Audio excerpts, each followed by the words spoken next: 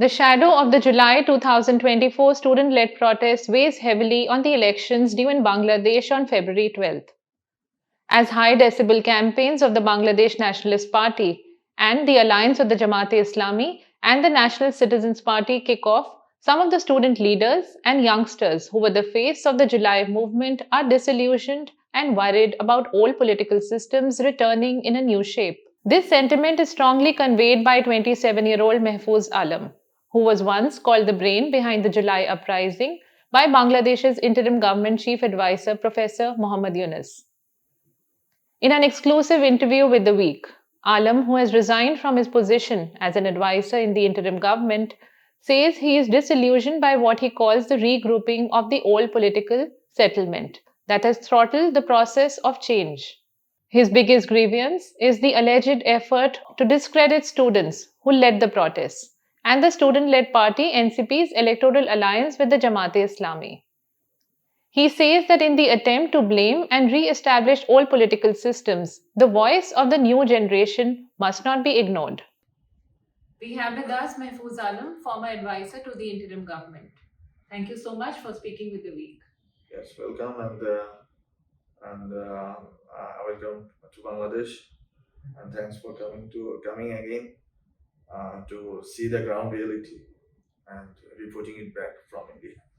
My first question to you is you've recently demitted office as advisor in the interim government. You were planning to contest elections. Everybody was expecting that you'll join the NCP. Okay. Why didn't you do so? And beyond your resistance to the NCP Jamaat alliance, what were the reasons for you to withdraw? So I think about the whole NCP Jamaat alliance thing. It happened like without any proper understanding with different quarters, different bodies who were taking decisions. Like in even among NCP leaders, they were not aware of this kind of alliance going to happen. The brain behind the July uprising. And today, when you leave the interim government and you were planning to contest elections, again you took a step back. How do you see your journey in the last 1.5 years? And very quickly, how do you really see the students and why didn't you really join the NCP? So in the last 1.5 years, that was a challenging journey, and a journey of a vision of getting many things done, and sort of betrayal through, and about frustration again. We wanted to do for a long period, like okay, like changing the country in any way and doing something for better Bangladesh.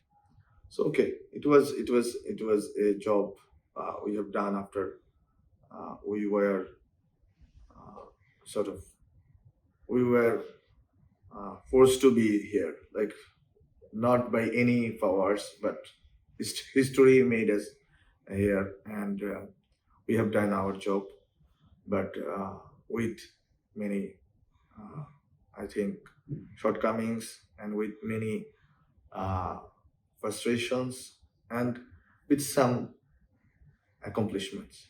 And this was my journey. And again, this time I am not joining any party and running for election, because I can see this is not the time for that. And the NCP Jamaat Alliance, because of the NCP's Jamaat Alliance, I'm not joining NCP. This is the um, clear position, and I have talked about um, the politics of Jamaat and things like that, and the politics of binary, the politics of ideologies like Jamaat Amali uh, as their own alter ego. Jamaat is Amalik's alter ego. So if Amalik is here, Jamaat will be. And if Jamaat is here, then Amalik will be. So we don't want them as it is. They can change themselves, then they can come to the people of Bangladesh. What do you think are the main problems with the NCP Jamaat alliance? It is about a new political settlement. You cannot have a, have an alliance with the world guard, with the world political settlement. And again, if it is Jamaat, then it is yours. So I think it is clear to me that with Jamaat you cannot have an alliance, because with Jamaat you will have to face many questions which you won't have answered, because they don't have any clear vision for many things in Bangladesh. It is about ideology, it is about class, different classes of people, different communities people. It is about the policies, public policies, how will they run the office. It is about many things. You won't have any answer. So why should we go to Jamaat rather? When we had that opportunity to bring all July forces, young forces together and have a common platform and appeal to the people for voting us as third alternative, BNP, Jamaat, and us. So it didn't happen, and my plans didn't work, and my ideological vision didn't match. So I'm not joining NC. What are your future plans now? So I'm thinking about my old life before July. My old life was like doing library work for a whole day and like office time, and after evening doing political adda with people.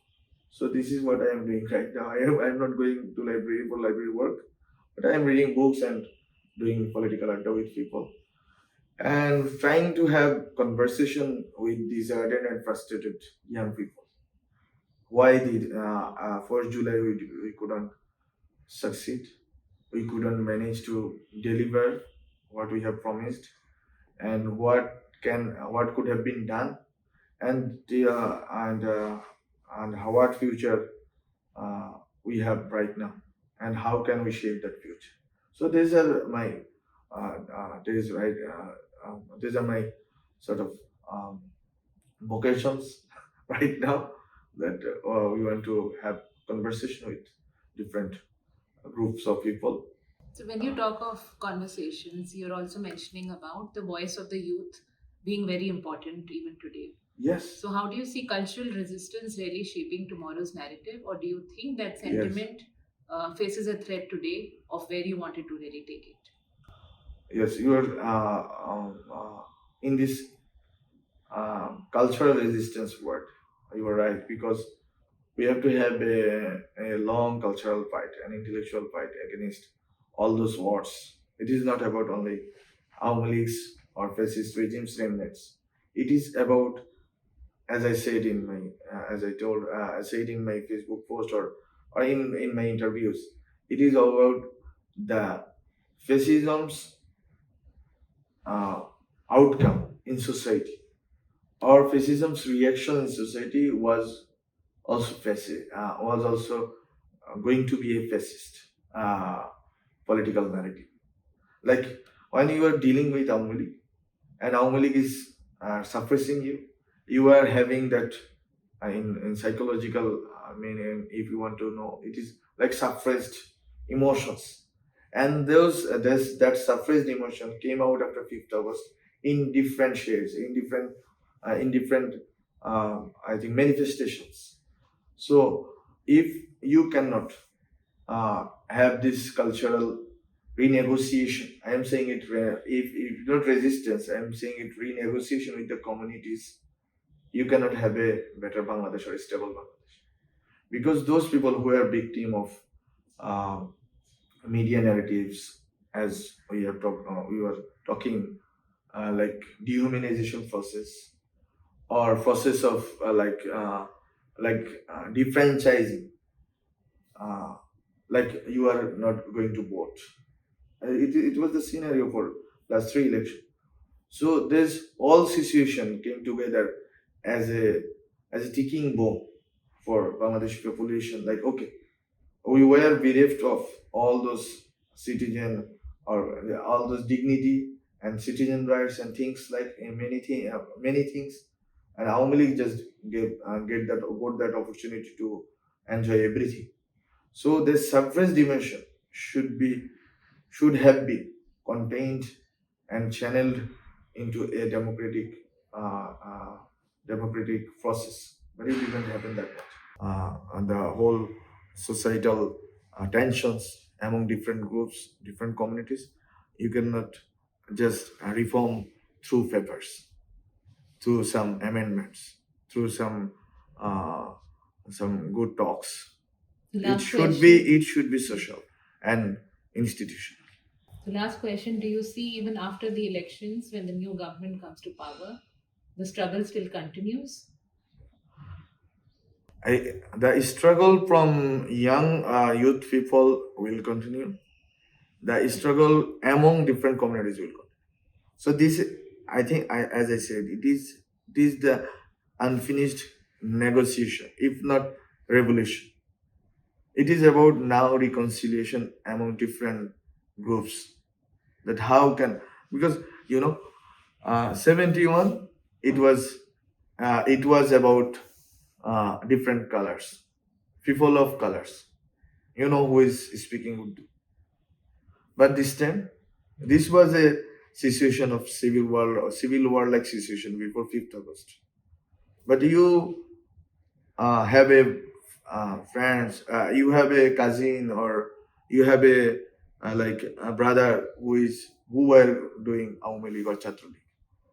So you cannot uh, just send them to the India or other countries. So you have to renegotiate with minority people, with people with different ideologies, with different classes, middle class, rising middle class, and their economic and social upliftment. You have to negotiate because they were also victim of oligarchy. You have to renegotiate the media and civil society and cultural establishment because they were tools of Awami League regime. So they have to have something called apology, something called, if not apology, uh, some sort of understanding that okay, we have done wrong to the people of Bangladesh, to the common people of Bangladesh. Then it is also about renegotiating and getting trust from the people. And media, in my under my responsibility at that time, I have talked to many journalists. It is about people don't trust Bangladeshi media. They obviously read newspaper with mistrust, and they see the news, they watch them TV with mistrust. So the mistrust should be. So I think this is I am talking about the whole social, psychological, and historical issues to solve, but about the institutional reforms and things, this will go on. But these are the malaise underneath, and if you cannot solve this, those institutional things won't take place. Institutional reforms won't take place because this malaise will be there, and this will come out again and again. And if you cannot negotiate, reconcile, and manage things on the any government, it is, I don't know which government will, which party will win, or maybe some party, BNP or Jamaat, whatever, they can come to power. But whoever comes to power, they have to manage this first, and many other things. So I think about cultural resistance or renegotiation, this is very, very important, because without it, you cannot have a rule-based society. There will be always mob violence, and from different quarters, even you cannot know.